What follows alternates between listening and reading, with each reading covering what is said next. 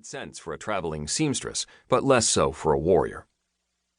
"I can show you my clothes if you like and explain what it means," she continued.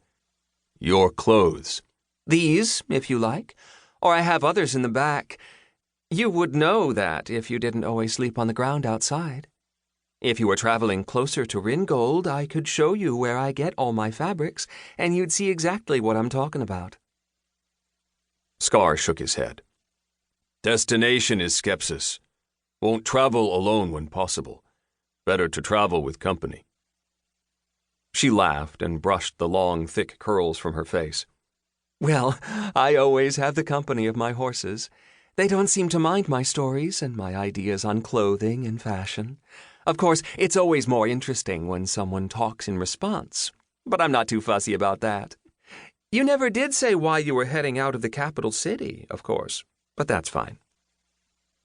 Etreya truly didn't need his help to keep the conversation going, as she had proven often during the time they had spent together. It had been fortuitous for him when he'd left the capital and found someone who was traveling in more or less the same direction that he was headed. He couldn't help but enjoy the company himself, and from what he could tell, Horse rather enjoyed it as well. Of course, that was likely because of the added company of the two mares that drew Etreya's wagon. "We do find along the way that most of the civilizations have a few good ideas when it comes to their clothing, but they hold on to the bad ideas as well." She pulled a dried piece of fruit from a pouch at her side and chewed it pensively. "Even the drow have a few good ideas, but they tend to choose the colors that fade into the hues of the trees, and I don't like those. Even the horses all have their preferences." He looked at Horse, who snorted and shook his mane. "See? Your horse knows what I mean. He wants his coat fresh and gleaming. What is his name again?" It wasn't the first time she had asked, and it wouldn't be the last time he explained it either. "Horse." "Yes, the horse. What is his name?" "Horse is his name." "Interesting. And easy to remember, I suppose. Horses are noble creatures, and therefore the name is noble, although I've heard that the elves have a word for horses, Roxa, or Roko. I can't remember which one means horses. Oh, and the dwarf word for the beasts is Dervald. So perhaps a name like that would suit him best." Horse snorted and whinnied softly. "Do not think your name will change now," Scar assured the beast before he turned his attention to his companion. "Horse is his name." "I know. I was merely thinking about what name would suit a future horse of mine best. I wouldn't want to name him the same as yours." Scar narrowed his eyes, but shook his head and chose not to pursue it. It did appear as though she had picked up on it the last time he had explained his reasoning for naming Horse the way he had, and she was merely trying to push past it.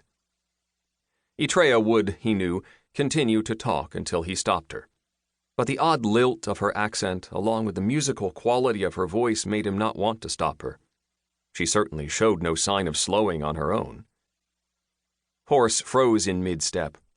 His eyes widened and his ears flattened toward the back of his skull as he looked around the road they currently traversed. The warrior stopped abruptly as well, narrowed his eyes, and tried to peer through the tall grass that surrounded the road. He patted the stallion on the neck and moved cautiously to the back of the saddle. The wagon proceeded at a slow pace ahead of them while he retrieved the sword he had hidden among the saddlebags. What would be best for this situation would be to have his bow ready, but he would have no time to string it once the ambush was sprung. "Is all good with you back there?" Etreya asked and drew her horses to a halt. Scar did not reply. He was entirely focused on the grass around them until he discerned telltale movements. The would-be ambushers made no effort to cover their approach well, and it seemed their sole intention was simply to make sure that the wagon didn't move forward.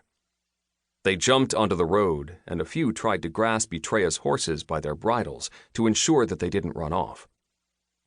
All they accomplished was that they had to back away quickly to avoid being bitten or knocked back when one of the beasts, still attached to the wagon, reared awkwardly in response.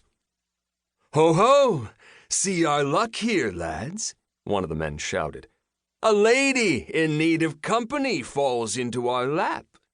We can help her with that, can't we?" All five wore ragged clothes, To keep listening to this audiobook, I've left you a link in the description so you can do it, at no cost thanks to Audible's 30-day free trial.